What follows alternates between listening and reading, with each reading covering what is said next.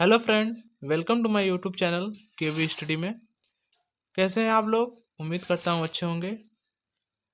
आज मैं आप लोग को कक्षा 12 हिंदी का मोस्ट इम्पोर्टेंट एमसीक्यू बताऊंगा, जो कि आपके बोर्ड एग्ज़ाम में 10 मार्क्स में पूछे जाते हैं। दोस्तों, आज मैं आप लोग को जितना भी इस वीडियो में बहुविकल्पीय प्रश्न बताऊंगा, अगर आप लोग उतना ही तैयार कर लेते हैं तो आप 10 में से 10 मार्क्स पा जाएंगे। ठीक है, क्योंकि बहुविकल्पीय प्रश्न 10 मार्क्स में पूछा जाता है। चलिए बिना देरी किए वीडियो को स्टार्ट करते हैं। अगर वीडियो पसंद आए तो प्लीज़ लाइक एंड सब्सक्राइब करिएगा। चलिए देखते हैं। हमारा पहला क्वेश्चन है कि भारत की एकता के लेखक हैं। भारत की एकता के जो लेखक हैं वो हरिशंकर परसाई हैं, या वासुदेव शरण अग्रवाल जी हैं, या प्रोफेसर जी सुंदर रेड्डी जी हैं, या डॉक्टर हजारी प्रसाद जी हैं। तो देखिए दोस्तों, इसमें जो भारत की एकता के लेखक हैं वो वासुदेव शरण अग्रवाल जी हैं। ठीक है, इसका राइट आंसर वासुदेव शरण अग्रवाल जी है। चलिए नेक्स्ट क्वेश्चन देखते हैं। नेक्स्ट क्वेश्चन है कि 100 अजान एक सुजान के लेखक हैं। 100 अजान एक सुजान, ठीक है, ये 100 अजान एक सुजान के लेखक हैं। ये किसने लिखा है? भारतेंदु हरिश्चंद्र जी ने, या बालकृष्ण भट्ट जी ने, या प्रताप नारायण मिश्र जी ने, या श्याम सुंदर दास जी ने। देखिए दोस्तों, जो 100 अजान एक सुजान के लेखक हैं वो बालकृष्ण भट्ट जी हैं। ठीक है, इसका जो राइट आंसर होगा वो बालकृष्ण भट्ट है। ठीक है, चलिए नेक्स्ट क्वेश्चन की तरफ चलते हैं। नेक्स्ट क्वेश्चन है कि निम्नलिखित में से हजारी प्रसाद द्विवेदी जी की रचना है। निम्नलिखित में से हजारी प्रसाद द्विवेदी जी की कौन सी रचना है? कल्पवृक्ष है, या पूर्वोदय है, या कल्पलता है, या और अंत में। ठीक है, इसका जो राइट आंसर होगा वो कल्पलता होगा। कल्पलता ही हजारी प्रसाद द्विवेदी जी की रचना है। ठीक है, नेक्स्ट क्वेश्चन देखते हैं। चलिए नेक्स्ट क्वेश्चन है कि कला और संस्कृति के लेखक हैं। क्या पूछा है? कला और संस्कृति के लेखक हैं वासुदेव शरण अग्रवाल जी, या डॉक्टर एपीजे अब्दुल कलाम जी, या डॉक्टर हजारी प्रसाद द्विवेदी, या कन्हैया लाल मिश्र जी। ठीक है, तो इसका जो राइट आंसर होगा वो वासुदेव शरण अग्रवाल जी। ठीक है, वासुदेव शरण अग्रवाल जी हैं कला और संस्कृति के लेखक। ठीक है, नेक्स्ट क्वेश्चन देखते हैं। क्या भूलूं क्या याद रख क्या भूलूं क्या करूं। ठीक है, क्या भूलूं क्या करूं किस विधा की रचना है? क्या भूलूं क्या करूं किस विधा की रचना है? संस्मरण है, या जीवनी की, या आत्मकथा की, या रिपोर्टाज की। ठीक है, रिपोर्टाज की। तो जो इसका जो राइट आंसर होगा वो आत्मकथा की होगा। ठीक है, क्या भूलूं क्या करूं ये आत्मकथा की विधा है। ठीक है, नेक्स्ट क्वेश्चन है कि अष्टयाम के रचयिता है। अष्टयाम अष्टयाम के रचयिता है नाभादास जी, या तुलसीदास जी, या गोकुलनाथ, या वल्लभाचार्य जी। ठीक है, तो इसका जो राइट आंसर होगा वो नाभा दास जी होगा। ठीक है, अष्टयाम के रचयिता नाभा दास जी हैं। चलिए नेक्स्ट क्वेश्चन की तरफ चलते हैं। नेक्स्ट क्वेश्चन है कि भारत भारती की रचना विधा है। भारत भारती की रचना विधा है उपन्यास, या कहानी, या नाटक, या काव्य।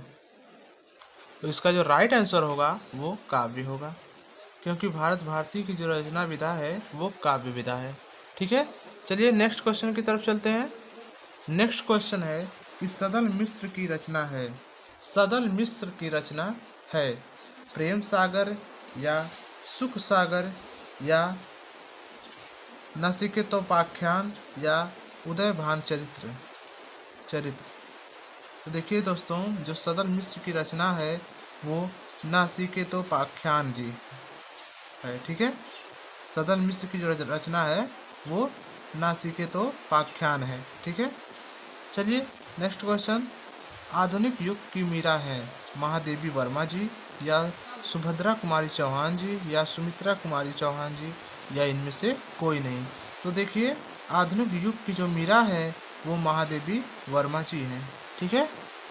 नेक्स्ट क्वेश्चन है, भारतेंदु युग की रचना है प्रेम माधुरी या कामायनी या निरुपमा या गुणवारी। तो देखिए दोस्तों, जो भारतेंदु युग की रचना है वो प्रेम माधुरी या कामायनी या निरुपमा या गुणवारी। तो इसका जो राइट आंसर होगा वो प्रेम माधुरी होगा। ठीक है। भारतेंदु युग की रचना है प्रेम माधुरी। ठीक है, ये प्रेम माधुरी इसका राइट आंसर होगा। चलिए नेक्स्ट क्वेश्चन की तरफ बढ़ते हैं। नेक्स्ट क्वेश्चन है कि रानी केतकी की कहानी के रचयिता के लेखक हैं। रानी केतकी की कहानी के रचयिता के लेखक मुंशी इंसा खां, अल्लाह खां या प्रेमचंद या जैनेन्द्र या यशपाल। तो इसका जो राइट आंसर होगा वो मुंशी इंसा अल्लाह खां होगा। ठीक है, ये रानी केतकी की कहानी के रचयिता के लेखक हैं। चलिए अब नेक्स्ट क्वेश्चन की तरफ बढ़ते हैं। नेक्स्ट क्वेश्चन है कि राहुल साकृत्यायन का वास्तविक नाम है। राहुल साकृत्यायन का वास्तविक नाम है सुदामा प्रसाद पांडे या वासुदेव सिंह या वैद्यनाथ मिश्र या केदारनाथ पांडे। तो देखिए दोस्तों, जो राहुल साकृत्यायन का वास्तविक नाम है वो केदारनाथ पांडे है। ठीक है, इसका राइट आंसर केदारनाथ पांडे होगा। नेक्स्ट क्वेश्चन है कि तार सप्तक के संपादक थे दिनकर जी या अज्ञे जी या निराला जी या मुक्तिबोध। इसका जो राइट आंसर होगा वो अज्ञे होगा। ठीक है, ये तार सप्तक के संपादक थे। ठीक है। नेक्स्ट क्वेश्चन है कि विनय पत्रिका किस भाषा की कृति है। अवधी भाषा या ब्रज भाषा या मैथिली भाषा या खड़ी बोली।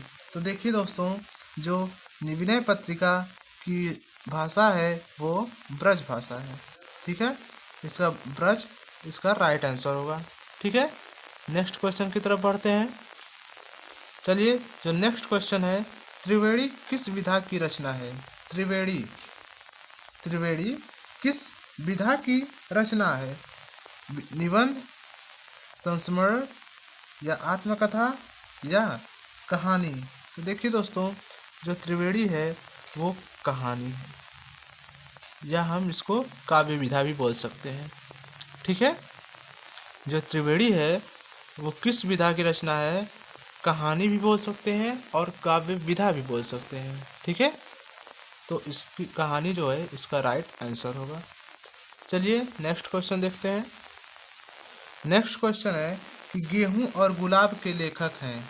गेहूं और गुलाब के लेखक डॉक्टर श्याम सुंदर दास जी या राहुल साकृत्यायन या राम वृक्ष बेनीपुरी या वृंदावन लाल वर्मा जी। तो देखिए दोस्तों, इसका जो राइट आंसर होगा वो राम वृक्ष बेनीपुरी होगा। ठीक है, राम वृक्ष बेनीपुरी जी गेहूं और गुलाब के लेखक हैं। ध्रुव स्वामिनी की रचना विधा है। ध्रुव स्वामिनी की रचना विधा है एकांकी है या नाटक है या कहानी है या उपन्यास है। तो देखिए, जो ध्रुव स्वामिनी है वो नाटक है। ठीक है, नाटक इसका राइट आंसर होगा। हिंदी की प्रथम कहानी है आत्माराम, पुष्प की रात या कलाकार का दंड या इंदुमती। हिंदी की प्रथम कहानी है इंदुमती। मोस्ट इम्पोर्टेंट दोस्तों, आज इस वीडियो में मैं आप लोग को जितना भी एमसीक्यू बता रहा हूँ वो वेरी वेरी इंपॉर्टेंट है। अगर आप लोग बस इतना ही तैयार कर लेते हैं तो आपको 10 मार्क्स पाने से कोई भी नहीं रोक सकता है। ठीक है, तो हिंदी की जो प्रथम कहानी है वो इंदुमती है। ठीक है, चलिए नेक्स्ट क्वेश्चन की तरफ बढ़ते हैं। नेक्स्ट क्वेश्चन है कि जायसी का पद्मावत किस भाषा में लिखा गया है। जायसी का पद्मावत किस भाषा में लिखा गया है। ब्रज भाषा में या अवधी भाषा में या खड़ी बोली या फारसी में लिखा गया है। ठीक है, तो देखिए दोस्तों, जो जायसी का पद्मावत है वो अवधी भाषा में लिखा गया है। ठीक है, अवधी इसका राइट आंसर होगा। चलिए नेक्स्ट क्वेश्चन देखते हैं। नेक्स्ट क्वेश्चन है कि रीतिकाल का अन्य नाम है? स्वर्ण काल, उद्भव काल, श्रृंगार काल या संक्रांति काल? तो देखिए, जो रीतिकाल का अन्य नाम है वो श्रृंगार काल के नाम से भी जाना जाता है। अर्थात रीतिकाल को हम श्रृंगार काल भी कहते हैं। ठीक है, चलिए नेक्स्ट क्वेश्चन देखते हैं।